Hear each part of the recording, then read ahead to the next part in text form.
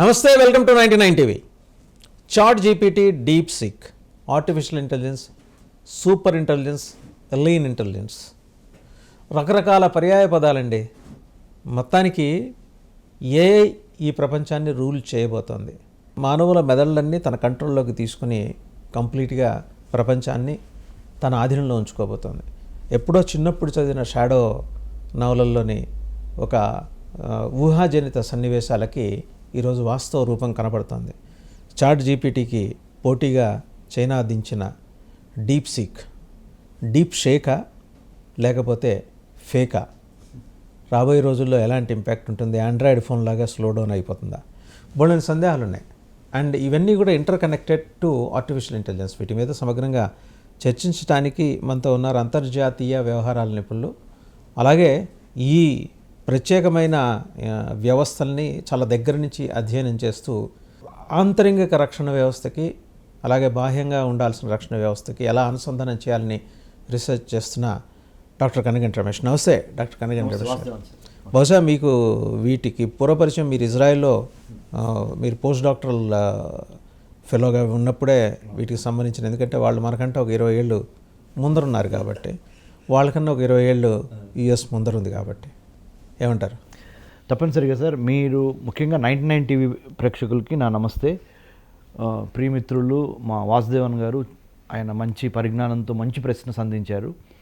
అసలు ఈ artificial intelligence యుగంలో, కృత్రిమ మేధ యుగంలో బ్రహ్మ, విష్ణు, మహేశ్వర్లు ఎవరు అంటే, మా centre for human security studies ద్వారా మేము చేసిన పరిశోధనలో చాలా వరకు 90% తేలింది ఏంటంటే, artificial intelligence, machine learning, deep learning, AI, ML, DL are the Brahma, Vishnu, Maheshwara 21వ శతాబ్దంలో త్రిమూర్తులు అని చెప్పిన అతిశయోక్తి కాదు. Number 1 point. నెంబర్ 2, ఈ 99 టీవీ ప్రేక్షకుల్ని మనం విజ్ఞానవంతులుగా చేసే ఈ కార్యక్రమంలో మనం మాట్లాడుకుంటున్న దాంట్లో ఎంతో కొంత వాళ్ళకు ఉపయోగపడాలి దైనందిన జీవితంలో. అదేగా సార్, మనం కృత్రిమ మీద 3 దశల్లో ఉంది వాసుదేవన్ గారు. మొదటి దశ ఆర్టిఫిషియల్ నారో ఇంటెలిజెన్స్ అంటారు, ఏఎన్ఐ. ఇప్పుడు ప్రస్తుతానికి మనము మొదటి దశలో ఉన్నాం సార్. ఆర్టిఫిషియల్ నారో ఇంటెలిజెన్స్ అంటే ప్రాథమిక దశగా మీరు చెప్పుకోవచ్చు. 2030 నుంచి 2040 వరకు ఆర్టిఫిషియల్ జనరల్ ఇంటెలిజెన్స్ స్టేజ్కి వెళ్ళిపోతాం. అది secondary advanced stage, artificial general intelligence, AGI. మూడోది 2040+ ఇయర్స్ ఆర్టిఫిషియల్ సూపర్ ఇంటెలిజెన్స్ ఏజ్కి వెళ్ళిపోతాం. ఆర్టిఫిషియల్ సూపర్ ఇంటెలిజెన్స్ స్టేజ్లో ఉన్న దేశాలేంటి, ఆర్టిఫిషియల్ జనరల్ ఇంటెలిజెన్స్ స్టేజ్లో ఉన్న దేశాలేంటి, ఆర్టిఫిషియల్ నారో ఇంటెలిజెన్స్ స్టేజ్లో ఉన్న దేశాలేంటి, ప్రపంచంలో ఉన్న 197 దేశాల్లో ఈ 3 బ్రాకెట్లో ఎవరెవరిని ఎక్కడ పెట్టచ్చు అనేది మన 99 టీవీ ప్రేక్షకులకి మీ ద్వారా నేను ఇచ్చే చిన్న విశ్లేషణ ఏంటంటే, చదువుకున్న తర్వాత అంటే 3 నెలల క్రితం స్టాన్ఫోర్డ్ యూనివర్సిటీ కూడా వెళ్ళొచ్చాను అమెరికాలో. ఆర్టిఫిషియల్ ఇంటెలిజెన్స్ ప్రోగ్రాంలో నాతో పాటు ఒక 30 దేశాల నాకు క్లాస్మేట్స్ కలిసి కూర్చొని చదువుకోవటం, notes sharing, knowledge sharing, experience sharing ఉంటుంది కదా సార్. దాని నుంచి నేను నా సొంతంగా చదువుకున్న దాని గురించి విశ్లేషణ చేసిన తర్వాత నేను చెప్పదలుచుకున్నాను. United States of America, China, South Korea, Singapore, Japan, Israel, France, Germany, UK, Netherlands, Finland తదితర దేశాలు, ఇప్పుడు నేను చెప్పిన 10 నుంచి 15 దేశాలు చెప్పాను. ఇవన్నీ ఆర్టిఫిషియల్ జనరల్ ఇంటెలిజెన్స్ స్టేజ్కి ఆల్మోస్ట్ అడ్వాన్స్ అయిపోయినాయి, అంటే 2వ దశకి వెళ్ళిపోయినాయి అవి. ఆర్టిఫిషియల్ నారో ఇంటెలిజెన్స్ స్టేజ్లో భారతదేశము, పక్కనున్న దక్షిణాసియా దేశాలు, ఇంకొద్ది ముందుకు వెళ్తే ఇరాన్, ఇరాకు, సౌదీ అరేబియా, ఇవన్నీ. ఒక ఇంపార్టెంట్ కంట్రీని చూడటం మర్చిపోయాను. సెకండ్ స్టేజ్ ఆర్టిఫిషియల్ జనరల్ ఇంటెలిజెన్స్లో యునైటెడ్ అరబ్ ఎమిరేట్స్ కూడా వెళ్ళిపోయింది. ఓకే, దుబాయ్ కూడా వెళ్ళిపోయింది. దుబాయ్, అబుదాబి ఆర్టిఫిషియల్ జనరల్ ఇంటెలిజెన్స్లోకి వెళ్ళిపోయినాయి. ఎట్లా అంటే మీరు అడగవచ్చు, ఏంటి సార్ మీకు సాక్ష్యం అంటే, మీరు మన భారతదేశంలో ఐటీ మినిస్టర్ని చూశారు, minister for IT and telecommunications. Andhra Pradesh IT minister గారు, ఎడ్యుకేషన్ మినిస్టర్ గారు నారా లోకేష్ గారు, తెలంగాణలో శ్రీధర్ బాబు గారు ఐటీ మినిస్టర్ గారు. Dubai, let's say UAE has appointed a minister for artificial intelligence. IT కాదు sir, minister for artificial intelligence. Next స్టేజ్లోకి నెక్స్ట్ స్టేజ్లోకి వెళ్ళిపోయారు వాళ్ళు. నెక్స్ట్ స్టేజ్లోకి వెళ్ళిపోయారు, అడ్వాన్స్డ్గా ఉన్నారని చెప్పడానికి మీ దగ్గర ఉన్న సాక్ష్యం ఏంటి అని నన్ను ఎవరిని అడిగినప్పుడు, బడ్జెట్ మ్యాండేట్, ఎంత డబ్బులు ఖర్చు పెడుతున్నారు పరిశోధనలకి, ఏఐ మీద పరిశోధనలకి, ఎంత సీరియస్గా గవర్నమెంట్ పనిచేస్తుంది, private sector public sector partnership ఎట్లా ఉంది, ప్రైవేట్ సెక్టర్ ఏ స్థాయిలో ఆర్టిఫిషియల్ ఇంటెలిజెన్స్ని ముందుకు తీసుకెళ్తుంది, పబ్లిక్ సెక్టర్ దానికి ఏ విధంగా సపోర్ట్ చేస్తున్నది, పొలిటికల్ విల్ ఇంపార్టెంట్ కదా. ఇవన్నీ పరిగణలో తీసుకున్నప్పుడు ఈ 10-15 దేశాలు ఆర్టిఫిషియల్ జనరల్ ఇంటెలిజెన్స్లో ఉన్నాయి second stage. India and other countries just no I mention, Iran, Iraq, let's say Saudi Arabia, India, అంటే India is on the top of the game in the first stage. Artificial narrow intelligence స్టేజ్లో ahead of all the remaining countries. All the remaining underdeveloped or developing global countries. South అంటాం. Global south అంటే developing కంట్రీస్లో India తప్పనిసరిగా పైనే ఉంది. కానీ developed countries R&D, China ఏ స్టేజ్లో ఉందండి?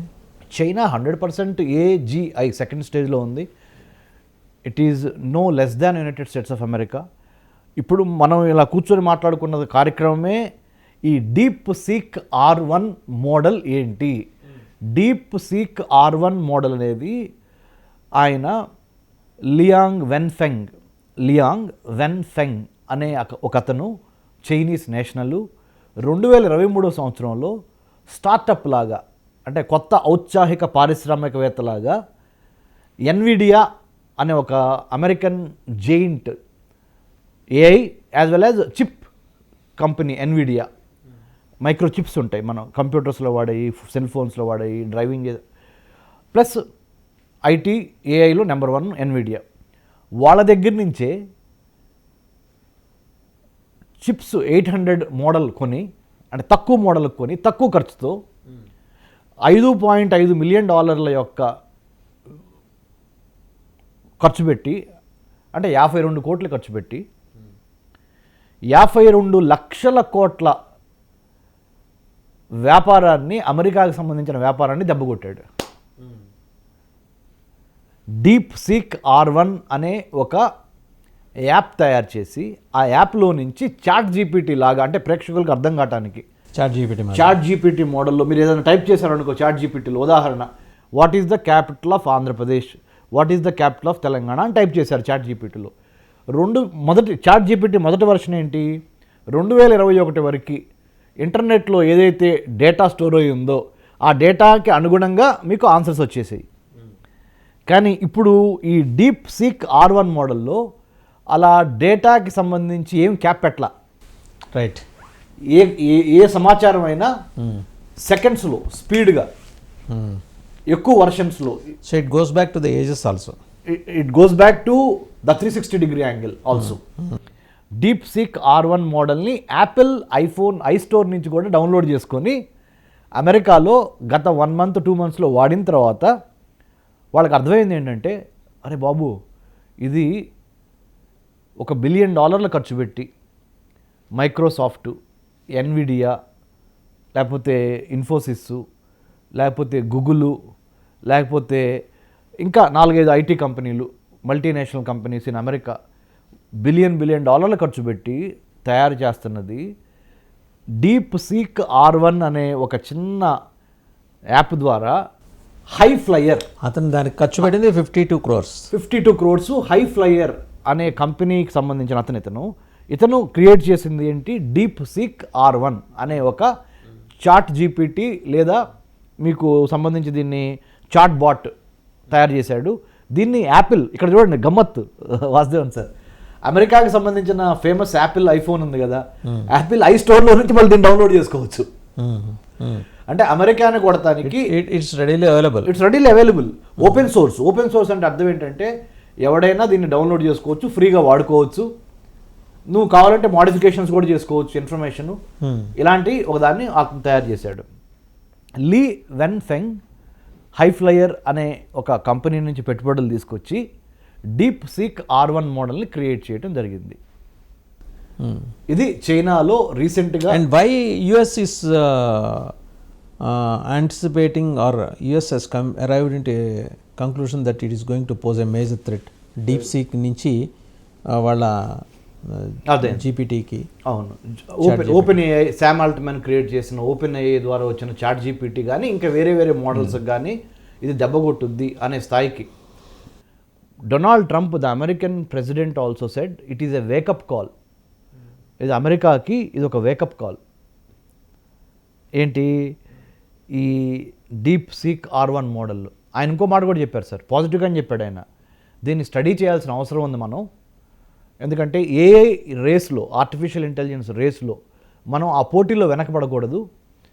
తక్కువ ఖర్చుతో ఎక్కువ స్పీడు, ఎక్కువ సామర్థ్యము అందరికీ అందుబాటులో ఉండే విధంగా China manufacturing giant of the global affairs అనేది అందరికీ తెలిసిందే. ఇప్పుడు వరకు ఏమనుకున్నారు చైనాకి సంబంధించి వాసుదేవన్ సార్? హార్డ్వేర్ తయారు చేయడంలో చైనా పీస్ వచ్చేసింది అంటే డూప్లికేట్. సాఫ్ట్వేర్లో దట్టు ఏఐలో అమెరికానే ఛాలెంజ్ చేయగలిగిన స్థాయికి ఎదుగుద్దా అని వాళ్ళు ఊహించలేదు. శామ్ ఆల్ట్మన్ 2023లో భారతదేశం వచ్చాడు. శామ్ ఆల్ట్మన్ అంటే ఎవరు? ఓపెన్ ఏఐ సృష్టికర్త. వాడు ఏమన్నాడంటే ఒక ప్రశ్న అడిగారు మన జర్నలిస్టులు, మీరేమన్నా మా వాళ్ళతో కలిసి ఏమన్నా పనిచేసే అవకాశాలు ఉన్నాయంటే క్వశ్చనే లేదు, సవాలే లేదు, అసలు మీ వాళ్ళు మా కాంపిటీషనే కాదు అని ఒక రకంగా అవహేళనగా కూడా మాట్లాడాడు ఇండియన్ ఏఐ కంపెనీల గురించి కానీ ఇండియన్ ఏఐ ఐటీ జైంట్ల గురించి కానీ the context of AI or ChatGPT విషయంలో. ఇప్పుడు వాళ్ళే షాక్ తిన్నారు. అంటే చైనా ప్రపంచానికి 2020లో ఒక షాక్ ఇచ్చింది, కోవిడ్-19 కరోనా. దాని నుంచి తేరుకునే లోపల ఈ డీప్ సీక్ ఇప్పుడు డీప్ సీక్ R1 మోడల్ అని మళ్ళీ ఇంకో షాక్ ఇచ్చింది టెక్నాలజీ రంగంలో. ఇప్పుడు వరకు America number 1 player in the technology in the global competition. వాళ్ళ తర్వాత ఐ బిలీవ్ ఇజ్రాయెల్ ఉన్నట్టుంది కదండి. ఇజ్రాయెల్తో పాటు ఇజ్రాయలీ పరిశోధనలు కూడా చైనా లాగా ఎప్పుడు అవసరమైతే అప్పుడే బయటికి అనౌన్స్ చేస్తారు, కానీ చైనా లాగా వాళ్ళు కూడా చాప కింద నీరులాగా వాళ్ళ పరిశోధనలు చేసుకుంటూ పోతారు. టైం వచ్చినప్పుడే రిలీజ్ చేస్తారు ఒకటి. ఓకే, అంటే given the middle east west Asia కాన్ఫ్లిక్ట్ని దృష్టిలో పెట్టుకొని ఇంకోటి వాళ్ళకు ఉంటాయి permutations, combinations, okay, calculations. In other words ఈ చైనాకి సంబంధించిన ఈ డీప్ సీక్ R1 మోడలు ప్రపంచంలో ఉన్న మేజర్ ఐటీ కంపెనీలు, మరి ముఖ్యంగా అమెరికన్ ఐటీ కంపెనీలకి ఒక షాక్ ఇచ్చింది. ఆ షాక్లో నుంచి తేరుకున్న Donald Trump and other industrial players ఇప్పుడు దాన్ని స్టడీ చేస్తున్నారు. ఇంత తక్కువ ఖర్చుతో వీళ్ళు ఎలా చేయగలిగారు?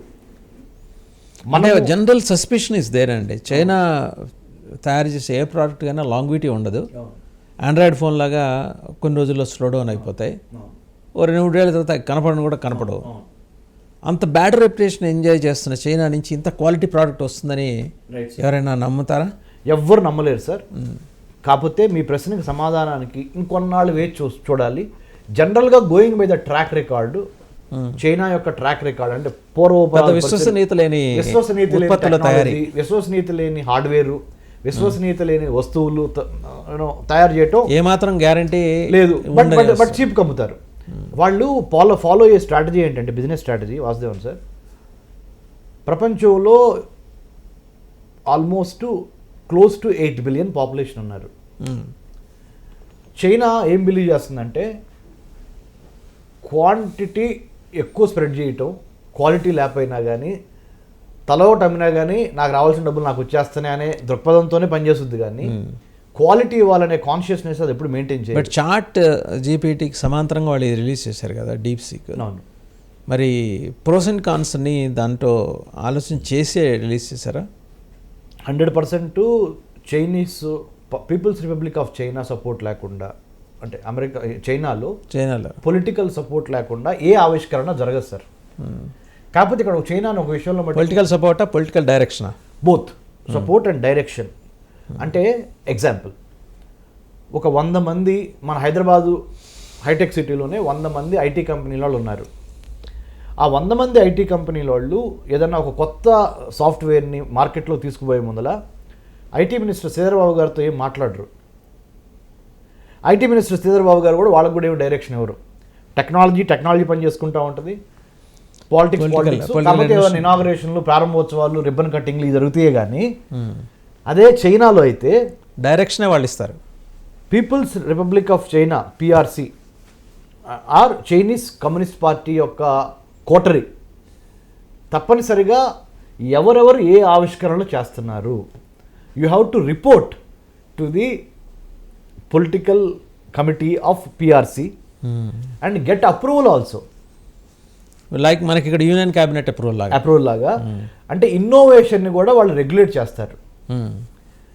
ఇన్నోవేషన్ కూడా చైనీస్ గవర్నమెంట్ రెగ్యులేట్ చేసి ఎప్పుడు ఎక్కడ ఎందుకు ఎలా టెక్నాలజీని ప్రపంచానికి పరిచయం చేయాలో, అంటే జియో పాలిటిక్స్ని దృష్టిలో పెట్టుకొని, రైట్, జాగ్రఫీని పాలిటిక్స్ని కాంపిటీషన్ని దృష్టిలో పెట్టుకొని చైనా వాడు తన యొక్క ఆవిష్కరణలు టైం చూసి political timing, strategic timing, military timing. ఇప్పుడు ఇది తీసుకొచ్చాడు కదా మన డీప్ సిక్, దీని ద్వారా తక్షణ ప్రయోజనం చైనా పొందాలనుకుంటున్నది ఏంటి?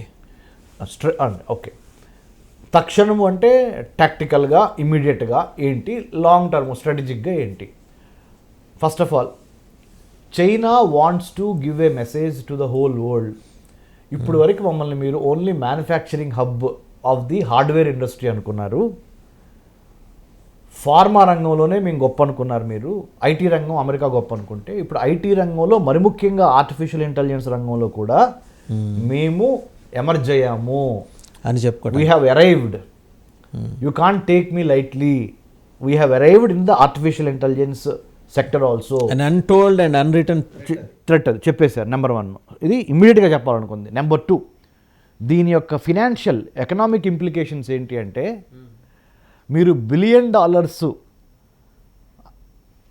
వ్యాపారస్తుడు ఏం ఆలోచిస్తాడంటే, అమెరికానా చైనానా ఇండియానా ఆలోచించాడు సార్, నేను పెట్టే ప్రతి రూపాయికి తిరిగి వస్తుందా అని ఆలోచిస్తాడు.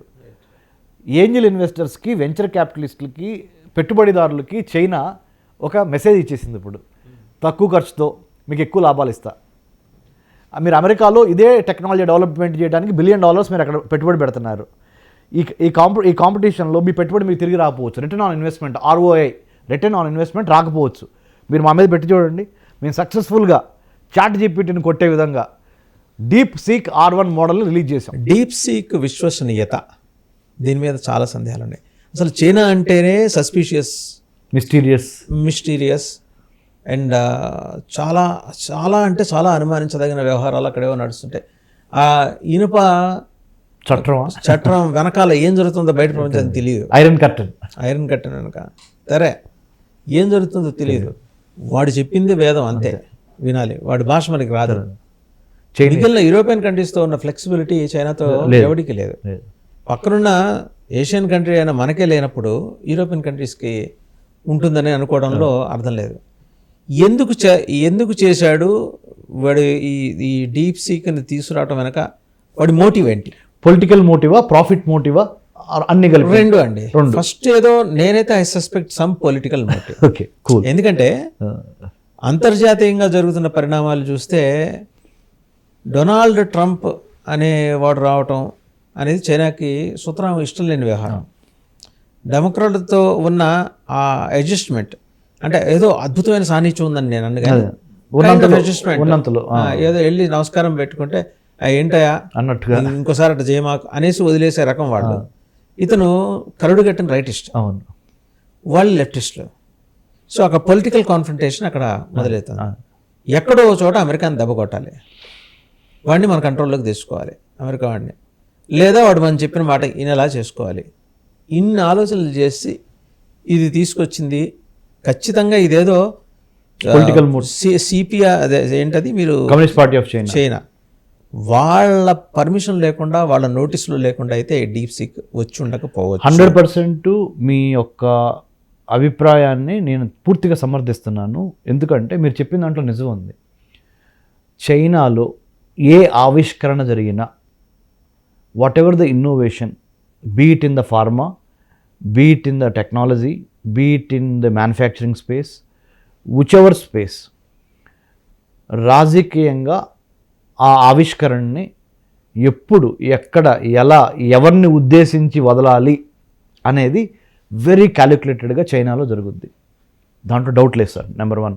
కాకపోతే ప్రాఫిట్ ఓరియంటెడ్గా కూడా ఉంటాం. ఇంకోటి ఏంటంటే ప్రపంచంలో ఉన్న కుబేర్లు యొక్క అంటే richest people money in terms of investment only going to silicon valley. ఇది ఐటీ ఆధారిత పరిశ్రమల్ని అభివృద్ధి చేయడానికి ఏంజల్ ఇన్వెస్టర్స్ అనండి, వెంచర్ క్యాపిటలిస్టులు అనండి, లేకపోతే హెడ్జ్ ఫండింగ్ అనండి, మీరు ఏమైనానండి, వీళ్ళందరూ డబ్బులు తీసుకెళ్ళి సిలికాన్ వ్యాలీలో ఉన్న R&D మీద పెడతానికి అక్కడ కంపెనీలకి వీళ్ళందరూ పంప్ చేస్తున్నారు మనీ. చైనా వాడు ఏమని చెప్పాడంటే DeepSeek R1 ద్వారా, అరే బాబు మీ రిటర్న్ ఆన్ ఇన్వెస్ట్మెంటు ఖచ్చితంగా తక్కువ పెట్టండి, ఎక్కువ తీసుకోండి. ఎందుకంటే మేము ప్రూవ్ చేసాం ఆల్రెడీ. తక్కువ ఇన్వెస్ట్మెంటు 52 కోట్లు ఖర్చు పెట్టి మీకు ఒక 52 లక్షల కోట్లని మేము డౌన్ చేసేసాం అమెరికన్ మార్కెట్ని మా ఆవిష్కరణ ద్వారా, DeepSeek R1 ద్వారా. సో తక్కువ సమయంలో ఎక్కువ మీకు రిటర్న్ ఇస్తాం, మీ మీద రిస్క్ తగ్గిస్తున్నాం అని ప్రాఫిట్ పరంగా అంటే ఫినాన్షియల్ ఆస్పెక్ట్లోనే ఇట్లా దెబ్బ కొట్టారు. పొలిటికల్గానేమో ఒక్కసారి అప్పుడే. కానీ మంచి ప్రశ్న అడిగారు సార్. ట్రంప్ బాధ్యతలు స్వీకరించిన 9వ రోజు ఇది. లేదు, ఖచ్చితంగా దీనికి సంబంధించి వెల్ ఇన్ అడ్వాన్స్ ట్రంప్ కూడా చెప్పాడు, అరే బాబు గేమ్ చాలా నెక్స్ట్ లెవెల్లో ఉండబోతుంది. ఇది game, if you wanted to have a game changer we will play now with you. మొన్నటి వరకు ఫార్మా ఇండస్ట్రీకి సంబంధించి బయలాజికల్ వెపన్ కరోనాను వదిలి మిమ్మల్ని ఇబ్బంది పెట్టాము. ఇక నుంచి ఐటీ ఆవిష్కరణల ద్వారా సాఫ్ట్వేరు ఐటీ మీరు పెత్తదారు అనుకుంటున్నారు ప్రపంచానికి, దాంట్లో కూడా మేము పెనట్రేట్ అయ్యి దూసుకొని లోపలికి వస్తున్నాము. దమ్ముంటే చేతనైతే మమ్మల్ని అర్థం చేసుకోగలిగిన యుక్తి శక్తి మీకుంటే open challenge to Donald Trump అని షీ జిన్పింగ్ అంటే the Chinese president has given an indication to Donald Trump and the new administration. మీరేమంటున్నారు, ఇండియన్ ఓషన్ పసిఫిక్ ఓషన్లో మమ్మల్ని ఆపటానికి, చైనాని ఆపటానికి అమెరికా, ఆస్ట్రేలియా, జపాన్, ఇండియా కలుస్తున్నాయి. క్వాడ్ కంట్రీస్, QUAD క్వాడ్ 4 దేశాలు. తర్వాత మమ్మల్ని అష్టదిగ్బంధనంలో పెడతానికి చైనాని. మీరు అవసరమైతే సామధాన భేద దండోపాయాలు, టారిఫ్స్ ఎక్కువగా దిగుమతి సుంకాలు విధిస్తామని చెబుతున్నావు నువ్వు. డొనాల్డ్ ట్రంప్ చెప్పాడు కదా. ఏది ఎక్స్టర్నల్ రెవెన్యూ సర్వీస్ని స్టార్ట్ చేశాను నేను అమెరికాలో. అమెరికన్ పౌరుల దగ్గర నుంచి ఇన్కమ్ ట్యాక్స్ కట్టించుకోను. వేరే దేశస్తులు ఎవరైతే అమెరికాతో వ్యాపారం చేస్తున్నారో, దిగుమతులు చేస్తున్నారో అమెరికాకి, ఆ టారిఫ్ సుంకాన్ని వేరే బాధలు బాస్తాను. ఆ బయట నుంచి ప్రపంచ దేశాల నుంచి వచ్చిన డబ్బు తీసుకొచ్చి నా అమెరికాను ధనవంతులు చేస్తావు నువ్వు అంటున్నావు కదా. ఓహో, నువ్వు ఇట్లా గేమ్ ఆడుతున్నావా? నేను ఇట్లా ఆడతా గేమ్. తక్కువ ఖర్చుతో అద్భుతమైన ఆవిష్కరణ చేసి ఐటీలో, ఏఐలో, తద్వారా ప్రపంచంలో ఉన్న కుబేర్ల మనీ అంతా అమెరికా వెళ్ళకుండా చైనా వచ్చినట్టు నేను చేస్తున్నాను చూసుకో అంటే. రాజకీయ చదరంగంలో పావులు ఎలా కదుపుతున్నారు చూడండి ఈ 2 అగ్రరాజ్యాలు. మనం తప్పనిసరిగా నాకు తెలుసు మీరు అడగబోతారేమో కొద్దిసేపు తర్వాత, మన ఇండియా ఏంటి మరి పరిస్థితి ఏంటి, ఏ ఫీల్డ్లో వేర్ డస్ ఇండియా స్టాండ్, కృత్రిమ మేధలో భారతదేశం ఎక్కడుంది? ఎందుకంటే స్పేస్ లో we're far ahead of so many countries including China. నిన్న 100 సెంచరీ కొట్టాం శాటిలైట్స్. సో అయితే ఆ స్పేస్ టెక్నాలజీకి కూడా ఉపయోగపడే ఏఐ టెక్నాలజీ అవసరం ఉంది కదా. ఉంది. సో ఆ మేరకు ఏఐలో మనం ఎక్కడున్నాం సార్? దేశభక్తి, మన దేశం గురించి మనం మంచి చెప్పుకోవటం 100% హర్షదాయకం చెప్పుకోవాలి. కానీ అప్పుడప్పుడు వాస్తవాలు కూడా మాట్లాడుకోవాలి. ఎప్పుడు వాస్తవాలు మాట్లాడుకోవాలి, అప్పుడప్పుడు దేశభక్తి. ఓకే, దీనికి కూడా ఓకే అంటున్నా నేను. ఎప్పుడు వాస్తవాలు మాట్లాడుకోవాలి, అప్పుడప్పుడు దేశభక్తి గురించి మనం చేయాలి అంటున్నారు. రెండింటిని బ్యాలెన్స్ చేస్తా నేను ఒక మాట చెప్తున్నాను సార్. దేశభక్తి ఎంత ఇంపార్టెంటో మనల యొక్క ఆత్మ విమర్శ చేసుకోవడం కూడా అంత important. Self introspection is the best way. Self criticism, ఆత్మ విమర్శ, సెల్ఫ్ ఆత్మావలోకన ఈ 2 చాలా ఇంపార్టెంట్. దురదృష్టవశాత్తు కృత్రిమ మీద రంగంలో భారతదేశము ఎన్నో మైలురాళ్ళు సాధించాల్సిన అవసరం ఉంది. మన దగ్గర మంచి టాలెంట్ ఉంది, యూత్ ఉంది, సైన్స్, టెక్నాలజీ, ఇంజనీరింగ్, మ్యాథమెటిక్స్లో తురుమ్ఖాన్స్ ఉన్నారు, స్టూడెంట్స్, సైంటిస్టులు ఉన్నారు, అన్నీ ఉన్నారు. కానీ ఏఐ స్టాక్ అంటారు. ఏఐ స్టాక్ అంటే ఏంటంటే అదొక నిచ్చెనలాగా మొదటి మెట్టు, 2వ మెట్టు, 3వ మెట్టు, 4వ మెట్టు, 5వ మెట్లు. ఈ 5 మెట్లు కలిపితేనే ఆ ఏఐ పూర్తిగా వినియోగంలోకి వస్తుంది, ఉపయోగపడుతుంది. మనము 1వ మెట్టు ఉండి 2వ మెట్టు లేకుండా 3వ మెట్టు కట్టి, 3వ మెట్టు ఉండి 4 లేకుండా 5 కట్టామనుకోండి సార్, ఈ మిగతా ఉన్న 3 మెట్లు ఈ 2 మెట్లు లేవు కదా, పనికిరావు. అండ్ జంప్ చేసుకుంటూ వెళ్ళేది జంప్ కాదు, చేసుకుంటూ వెళ్ళేది కాదు. కాదు ఇది. ఇది సిస్టమేటిక్గా step by step AI eco system అంటారు ఇంగ్లీష్లో. అంటే కృత్రిమ మీద వికసించటానికి కావాల్సిన మానవ వనరులు, రాజకీయ విల్, పొలిటికల్ విల్, దాంతోపాటు హై కంప్యూటింగ్ పవర్ ఉన్న కంప్యూటర్స్, క్వాలిటేటివ్ డేటా, మంచి అల్గరిథమ్స్ రాయగలిగిన విషయాలు, సూపర్ కంప్యూటర్స్ ఉండాలి మనకి. Super computers, high computing power, chips అంటే హై క్వాలిటీ చిప్ పవర్ ఉండాలి. ఇన్ని మేళవింపే అన్నిటికీ మించి ఒక దశ చూపించగలిగిన ఒక ఇన్స్టిట్యూషన్ ఉండాలి. అన్నిటికీ మించి వాసుదేవన్ గారు ఆర్టిఫిషియల్ ఇంటెలిజెన్స్ మీద ఒక యాక్ట్ ఇంతవరకు లేదు భారతదేశంలో. ఆర్టిఫిషియల్ ఇంటెలిజెన్సు ప్రైవేట్ రంగంలోకి వెళ్ళిపోయి ఆర్టిఫిషియల్ ఇంటెలిజెన్సు ఒక దెయ్యము ఒక దేవత రెండు అదే. ఎవరు వాడుతున్నారు అనే దాని మీద దాని యొక్క పరిణామాలు ఉంటాయి, దాని యొక్క దావుద్ ఇబ్రాహిం వాడితే దయ్యం. మన పోలీసు లేకపోతే మన గవర్నమెంట్ వాడితే మంచిది అది. సో మరి అలాంటి స్వభావం ఉన్న ఆర్టిఫిషియల్ ఇంటెలిజెన్స్ కృత్రిమ మీదని రెగ్యులేట్ చేయటము ఎథికల్గా, లీగల్గా, కల్చరల్గా, సోషల్గా, పొలిటికల్గా, హిస్టారికల్గా అన్ని అంశాలని స్పృశిస్తా ఆర్టిఫిషియల్ ఇంటెలిజెన్స్ అంటే టెక్నికల్తో పాటుగా ఈ మిగతా అంశాలను స్పృశిస్తా ఆర్టిఫిషియల్ ఇంటెలిజెన్స్ పాలసీని గవర్నమెంట్ ప్రవేశపెట్టాలి. రైట్. లేకపోతే ఏమవుద్దంటే రాజకీయంగా, సామాజికంగా, ఆర్థికంగా, మతపరంగా, కులపరంగా విభేదాలు సృష్టించడానికి ఈ ఆర్టిఫిషియల్ ఇంటెలిజెన్స్ టెక్నాలజీని ఈ దేశద్రోహులు కానీ, నక్సలైట్లు, లేకపోతే టెర్రరిస్టులు, లేకపోతే మత ఛాందస్వాదులు, కులవాదులు వాడే అవకాశం ఉన్నది. దేశం విచ్ఛిన్నం అవటానికి ఈ టెక్నాలజీ చాలా ఉపయోగపడే అవకాశం ఉన్నది. If you don't control it, if you don't tame it, if you don't regulate it, దీన్ని నియంత్రించాలి, దీన్ని అర్థం చేసుకొని కంట్రోల్ చేయాలి. దీని మీద ప్రభుత్వము ఒక విధి విధానాలని, అరే బాబు ఆర్టిఫిషియల్ ఇంటెలిజెన్స్ వాడి వ్యవసాయాన్ని డెవలప్ చేయి, నో ప్రాబ్లం, ఆహారాన్ని డెవలప్ చేయి, నో ప్రాబ్లం, మంచినీటి సౌకర్యాన్ని డెవలప్ చేయి, నో ప్రాబ్లం. కానీ ఆర్టిఫిషియల్ ఇంటెలిజెన్స్ వాడి ఒకళ్ళ మొహం ఒకళ్ళు పెట్టి డీప్ ఫేక్ ద్వారా కుల మత పరమైన సాంస్కృతిక పరమైన తగాదాలు పెట్టకూడదు.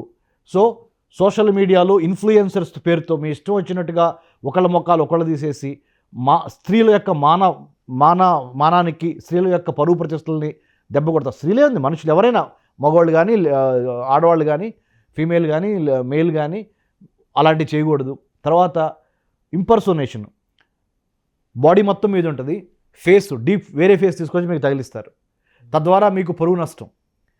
ఇలా ఆర్టిఫిషియల్ ఇంటెలిజెన్స్ వాడి సైబర్ క్రైమ్స్ పెరగవచ్చు. ఆర్టిఫిషియల్ ఇంటెలిజెన్స్ని వాడటం మూలన సోషల్ మీడియాలో ఎన్నో ఉద్యమాలని రేపొందవచ్చు, రాజకీయంగా గవర్నమెంట్లు పడగొట్టచ్చు, గవర్నమెంట్లు నిలబెట్టచ్చు, గవర్నమెంట్లు పడగొట్టచ్చు, పబ్లిక్ ఒపీనియన్ని భారతదేశానికి ఫేవర్గా చేయొచ్చు, మనం ఏ స్టేజ్లో ఉన్నాం. మనము ఇప్పుడు వరకు ప్రస్తుతం వరకు యూరోపియన్ యూనియన్ అంటే ఒక 27 దేశాల ఐరోపా ఖండంలో ఉన్న దేశాలు యూరోపియన్ యూనియన్ ఆర్టిఫిషియల్ ఇంటెలిజెన్స్ యాక్ట్ని 2023-24 మధ్య వాళ్ళు ఆల్రెడీ స్టార్ట్ చేసేసారు, ఆమోదించారు, స్టార్ట్ చేశారు, దాని మీద కసరత్తు చేశారు. భారతదేశంలో ఇంతవరకు ఆర్టిఫిషియల్ ఇంటెలిజెన్స్ మీద చట్టం లేదు. కాబట్టి భారతదేశం ఏం చేసిందంటే డిజిటల్ ఇండియా యాక్ట్ DIA కింద ఇన్ఫర్మేషన్ టెక్నాలజీ యాక్ట్ని రద్దు చేసేసి, లేకపోతే తీసుకొచ్చు అదే ఇన్ఫర్మేషన్ టెక్నాలజీ యాక్ట్ని కూడా DIA కింద పెట్టి అప్గ్రేడ్ చేయడం, AI అనే యాంగిల్ని మిగతా ఎమర్జింగ్ టెక్నాలజీస్ అయినా అపెండ్ చేసింది. IoT, big data, 6G, metaverse లాంటి కొత్త కొత్త టెక్నాలజీస్ వస్తున్నాయి, బ్లాక్ చైన్, వాటికి సంబంధించిన చట్టాలు, ఇన్ఫర్మేషన్ టెక్నాలజీ చట్టాలు అన్నిటిని తీసుకొచ్చి DIA డిజిటల్ ఇండియా యాక్ట్ కింద పెట్టేద్దాము. తద్వారా అన్నీ ఒక చట్టంలో ఉంటాయి, ప్రతిదాన్ని మనం జాగ్రత్తగా చట్ట ప్రకారం రెగ్యులేట్ చేయొచ్చు అనే ఒక ఆలోచనలో ఉన్నారు. ఆ ఆలోచనకి కార్యరూపం దాల్చి అది చివరికి మన దగ్గరికి వచ్చేటప్పటికి సంవత్సరం పట్టిద్దా, 2 ఏళ్ళు పట్టిద్దా, 3 ఏళ్ళు పట్టిద్దా అనేది ఒక ప్రశ్న అయితే ఈ 2-3 ఏళ్లలో ఆర్టిఫిషియల్ ఇంటెలిజెన్స్ యొక్క మన వాళ్ళ ఎక్స్పర్టైజ్ ఎంత ఉంది అంటే, నేను దేశీయంగా ఉన్న AI మీద పనిచేస్తున్న సైంటిస్టుల ఎక్స్పర్టైజ్, నాట్ దట్ మన వాళ్ళు NRIలు యుఎస్లో ఉండి లేకపోతే వేరే దేశంలో ఉండి సాధించిన విజ్ఞానం గురించి నేను అడగట్లా, ఇక్కడున్న వాళ్ళ ఎక్స్పర్టైజ్ ఏ మేరకు ఉంది. వాసుదేవన్ సార్, ఆర్టిఫిషియల్ ఇంటెలిజెన్స్ మీద భారతదేశంలో ఉన్న క్వాలిటీ హ్యూమన్ రిసోర్సెస్కి కొదవలేదు, మనం తక్కువ కాదు. ప్రపంచంలో ఎవరితోనైనా పోటీ but we need to be channelised. Correct చెప్పారు. ఒక ఫ్రేమ్వర్క్ ఇచ్చి, ఒక దశ, ఒక దిశ, అరే బాబు ఇటు వెళ్ళాలి అని ప్రభుత్వము ఒక దశ ఇచ్చి, ప్రైవేట్ రంగాన్ని ఆర్టిఫిషియల్ ఇంటెలిజెన్స్లో ఎంతవరకు ప్రైవేట్ రంగం వాడుకోవచ్చు వాడండి మీరు. అంటే innovation should not suffer. But it should not be at the cost of national integrity. Absolutely. Innovation should not cause harm. అంటే మీ యొక్క కొత్త కొత్త ఆవిష్కరణలు మానవాళి అభివృద్ధికి ఉపయోగపడాలి, కానీ మానవాళికి సంబంధించి, మానవ జాతికి సంబంధించిన వినాశనానికి ఎట్టి పరిస్థితుల్లో దారి తీయకూడదు. కాబట్టి ఇన్నోవేషన్, రెగ్యులేషన్ రెండింటినీ బ్యాలెన్స్ చేయగలిగిన ప్రభుత్వం, రెండు అర్థం చేసుకోగలిగిన రాష్ట్ర ప్రభుత్వాలు కానీ కేంద్ర ప్రభుత్వం కానీ లైన్లోకి వస్తే అప్పుడు తప్పనిసరిగా artificial intelligence stock, AI stock అంటారు, దానికి సంబంధించినంత లైవ్. ఇప్పుడు ఏమవుతుంది, మనకి పుట్టగొడుగుల్లాగా ఆర్టిఫిషియల్ ఇంటెలిజెన్స్ కోర్సెస్ కోసము మన అమీర్పేట దగ్గర నుంచి అమెరికా వరకు విపరీతంగా మీరు అన్నది కరెక్టే. యుఎస్ఏ, యునైటెడ్ స్టేట్స్ ఆఫ్ అమీర్పేటలో కూడా ఏమి ఇది నేర్పిస్తాం. అరే బాబు, ఏఐకి సంబంధించిన టెక్నాలజీకి సంబంధించిన పైథాన్ కానీ, లేకపోతే ఇంకోటి కానీ, ఇంకో లాంగ్వేజ్ కానీ, R1 లాంగ్వేజ్ కానీ, వీటన్నిటిని నేర్పించండి, తప్పులేదు. ఆ టెక్నికల్ ఆస్పెక్ట్స్తో పాటు తప్పనిసరిగా లీగల్గా, ఎథికల్గా, మోరల్గా, పొలిటికల్గా, హిస్టారికల్గా యాంగిల్స్ ఉంటాయి ఏఐకి, అంటే కోణాలు. ఆ కోణాలను కూడా మీరు నేర్పించాలి. అంటే ఏఐని నియంత్రించడానికి సంబంధించి కూడా certain caveats, certain rules and regulations. కరెక్ట్గా ఇదే పాయింట్ దగ్గరకు వస్తున్నాను. ఎందుకంటే మనది ఒక unique nation comprising of some 27 states. మనకున్న సమస్య ఏంటంటే భయంకరమైన టెర్రరిస్ట్ రిలేటెడ్ యాక్టివిటీస్ ఎప్పుడు మన మీద కన్నేసి వస్తాయి. ఇస్లామిక్ టెర్రరిజం మనం మేజర్గా మనకి ఛాలెంజ్గా మారింది, ఇస్లామిక్ టెర్రరిజం. అలాగే జాతుల మధ్య కలహాలు సృష్టించడానికి కులాలు, జాతులు, సోషల్ గ్రూప్స్ కొన్ని పనిచేస్తున్నాయి. మనం నిన్న కూడా 2-3 రోజుల క్రితం కూడా మనం మాట్లాడుకున్నాం. ఒక జూవిష్ అమెరికన్ ఆధ్వర్యంలో మీడియాని కంప్లీట్గా కంట్రోల్లోకి తీసుకొని వాళ్ళకు అనుకూలమైన కథనాలు రాయించుకుంటూ కంప్లీట్గా కర్రపెత్తనం చేస్తున్న వ్యవస్థలు బాగా వేళ్ళు అనుకున్న తర్వాత ఏఐ వచ్చిందనుకోండి, ఇప్పుడు ఒక వజ్రాయుధం ఇంద్రుడి దగ్గర ఉంటే ఓకే, అసురుల్ని చంపుతుంది. అదే అసురుల దగ్గర ఉంటే దేవతలందరూ ఎగిరిపోతారు. ఇప్పుడు అలాంటి పరిస్థితి వస్తుందేమో అనే ఒక ఆందోళన అయితే ఉందండి. వాసుదేవన్ గారు, మీకున్న అపారమైన జర్నలిజం బ్యాక్గ్రౌండ్తో, జర్నలిస్ట్ అంటేనే వాకింగ్ ఎన్సైక్లోపీడియా అంటారు, నడిచే పుస్తకం మీరు. జర్నలిస్టులు మీరు చాలా మంచి ప్రశ్నలు లేవనెత్తారు. మీకున్న అనుభవంతో చెప్పనా, ఇదే మాటని మీరు వ్యక్తపరిచిన అభిప్రాయాన్ని, సందేహాన్ని the God father of AI, మొన్న నోబెల్ ప్రైజ్ వచ్చింది 2024లో, జెఫ్రీ హింటన్ కూడా చెప్పాడు. అరే బాబు, ఇందుట్లో ఉన్న artificial intelligence technology self learning, తనగా తాను నేర్చుకుంటుంది. మనం చెప్పే ప్రతి మాట ఇప్పుడు తింటుంది. ఇది మీరు కావాలంటే ఈ ప్రోగ్రామ్ అయిపోయిన తర్వాత చూడండి, మనం ఏవైతే మాట్లాడుకున్నామో ఆ ఏఐకి సంబంధించిన యాడ్స్ ఇప్పుడు వస్తూ ఉంటాయి. అంటే ఎగ్జాక్ట్లీ మనం మాట్లాడుకునే ప్రతి మాటని ఇది ఉంటుంది. మనం మాట్లాడుకుందే కాదు, మనం చేస్తున్న ఆలోచనకు సంబంధించిన తరంగాలను కూడా క్యాప్చర్ చేస్తుంది అది. చైనా వాడు ఏం చేశాడు, ఇంకొక అడుగు ముందుకెళ్ళి బ్రెయిన్ మెషిన్ ఇంటర్ఫేస్ అన్నాడు. మీ బ్రెయిన్లో ఏవైతే ఆలోచనలు ఉన్నాయో ఆ ఆలోచనల్ని పసిగట్టి ఈ మిషన్ అంటే కంప్యూటర్కి మధ్య కలిపి ఇంటర్ఫేస్ కలిపేసేసి బ్రెయిన్లో ఉన్న చిప్పుని తీసి ఆపరేషన్ చేసి ఫోన్లో పెట్టి ఫోన్ ద్వారా కూడా మిమ్మల్ని మేము ఆపరేట్ చేయగలము అనే స్థాయికి చైనా వెళ్ళిపోయింది. ఆల్రెడీ వాళ్ళు దే ఆర్ డూయింగ్ దట్ కదా, they are doing in military. Robo మిలిటరీని స్టార్ట్ చేసేసింది చైనా. మనుషుల్ని చైనా అప్పుడు 15,000 కిలోమీటర్లు భారతదేశానికి బోర్డర్ ఉంది. ఈ 15,000 కిలోమీటర్లలో గన్ను పట్టుకొని మన సైనికులు నుంచొని ఉన్నారు. వాళ్ళకి బుల్లెట్ల దగ్గర ఎంతమంది చనిపోతున్నారో మనం చూస్తున్నాం. మన ఆంధ్ర తెలంగాణ నుంచి కూడా చాలామంది వీరమరణం పొందారు. వాళ్ళు ఏం చేశారు, చైనా వాళ్ళు భారతదేశానికి చైనాకి మధ్య 3,488 కిలోమీటర్ల ల్యాండ్ బోర్డర్ ఉంది భారతదేశానికి చైనాకి మధ్య. ఆ 3,488 కిలోమీటర్ల ల్యాండ్ బోర్డర్లో మనుషులను తగ్గించాళ్ళు, రోబో ఆర్మీని కూడా పెడుతున్నారు ఇప్పుడు.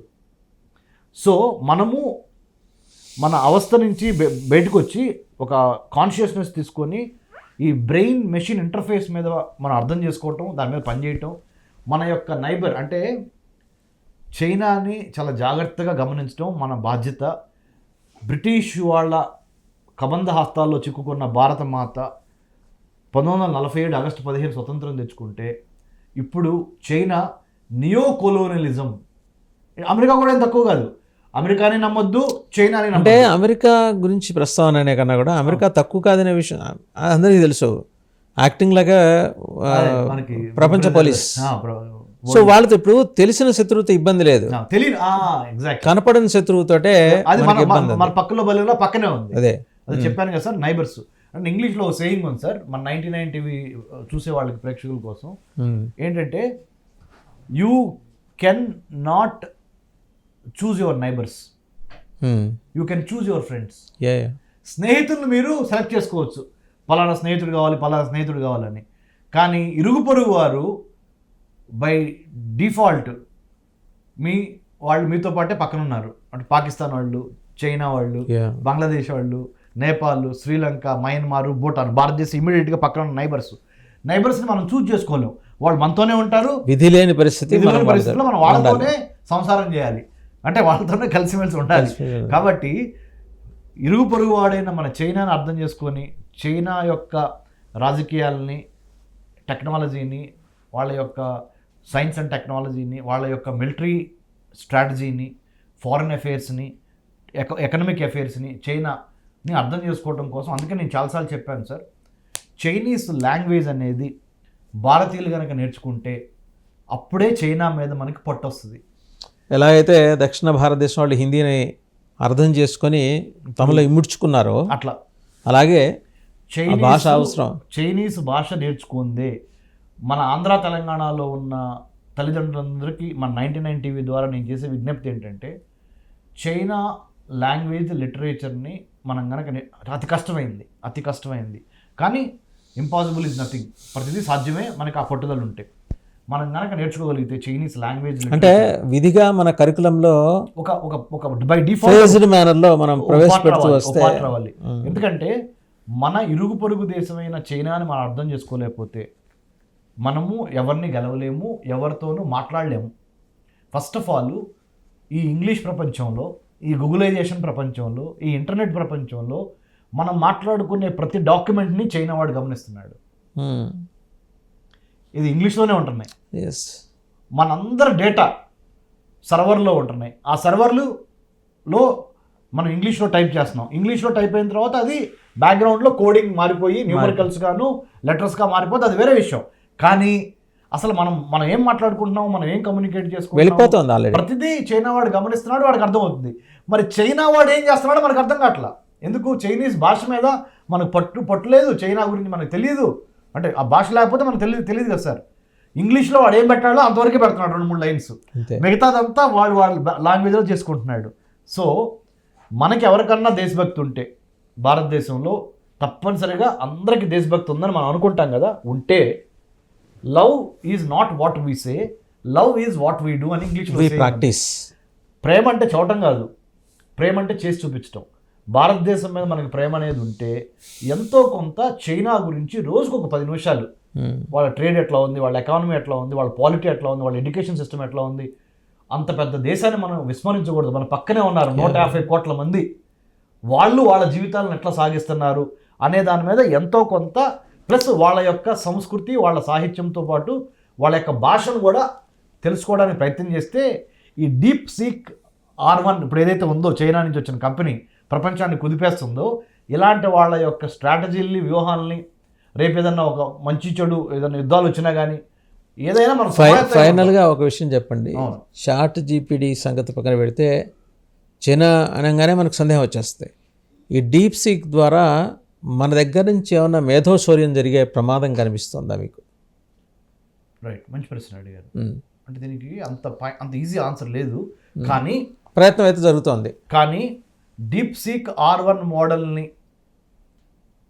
ప్రయత్నం చేద్దాం, డౌన్లోడ్ చేసుకొని అని డౌన్లోడ్ చేసుకుంటే అందులో ఏమైనా వైరస్ ఉందేమో మనకు తెలియదు. ఖచ్చితంగా మాల్వేర్ ఏమైనా ఉందో తెలియదు. ఏమన్నా ఇస్పనాయిజ్ గూఢాచారానికి సంబంధించి ఏమన్నా మనం ద మూమెంట్ ఈ మూడోది ఎక్కువ ఉంటుంది, మన ఫోన్లో అంతా వాడికి వెళ్ళిపోద్దేమో తెలియదు. కాబట్టి దయచేసి ఇది ఒక ఎక్స్పెరిమెంట్ స్టేజ్లో ఉంది కాబట్టి, ఇది లేకపోవటం వలన మన జీవితాలు ఏమి ఆగవు కాబట్టి ప్రస్తుతానికి దయచేసి ఈ డీప్ సీక్ R1 మోడల్ని తెలుసుకుందాం అనే ప్రయత్నం కూడా కొన్నాళ్ళు ఆగండి, కొన్నాళ్ళు దీన్ని వాడొద్దు. Let Americans and the rest of let them use. ఎందుకంటే వాళ్ళకి ఏమన్నా నష్టం జరిగినా కోలుకునే ఆర్థిక శక్తి ఆడుకుంది, మన దగ్గర లేదు. అండ్ ఇమ్యూనిటీ పవర్ కూడా ఉంది. ఇమ్యూనిటీ పవర్ ఉంది వాళ్ళకి. ప్రస్తుతానికి మనం ఏదో ఓడిపోయినట్టు కాదు రేస్లో. అబ్జర్వ్ చేద్దాం, బీ వాచ్ఫుల్, చూద్దాం. దీన్ని ఎమ్మటే డౌన్లోడ్ చేసేసి మన యువత అంతా వాడేసేసేసి అట్లా చేయకుండా మన కంపెనీలు కానీ ఇంకోటి కానీ, ఎందుకంటే చైనాతో చాలా జాగ్రత్తగా ఉండాల్సిన అవసరం ఉంది కాబట్టి. అలాగని చైనాని మనం ఏమి నిందించట్లేదు, మన జాగ్రత్తలో మనం ఉండి let America experiment. Right, okay, thank you. And then will wait for some time, and then if everything is good, then will take a decision in a right way for taking care of our national security and our economic development. Right, thank you doctor Ramesh garu. So చూసాం కదా, doctor Kanaganti Ramesh చాలా స్పష్టంగా చెప్పారు.